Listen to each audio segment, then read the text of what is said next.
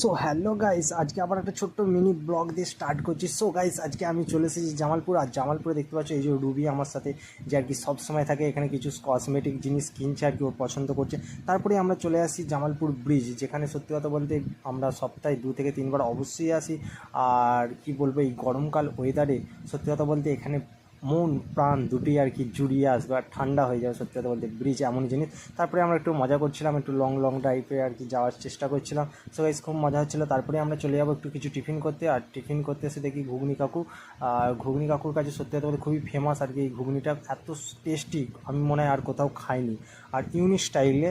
আর তোমাদেরকে টেস্টটা বোঝাই, সত্যি কথা বলতে ওয়াও ওয়াও, একদম খুব নাইস, একদম অসাধারণ খেতে। তারপরে ঘুগনি খাওয়ার পর একটুখানি ডিম নিয়ে নিলাম, ডিমের সাথে আবার ঘুগনি দিচ্ছে এক্সট্রা, বা ওয়াও। তারপরেই চলে এলাম, একটু ফুচকা খেয়ে নিলাম। তারপরে ফুচকা খাওয়ার পর এবার আর কি আমরা বাড়ি যাব। সো গাইস, যদি ভিডিওটা ভালো লাগে লাইক কমেন্ট আর সাবস্ক্রাইব করতে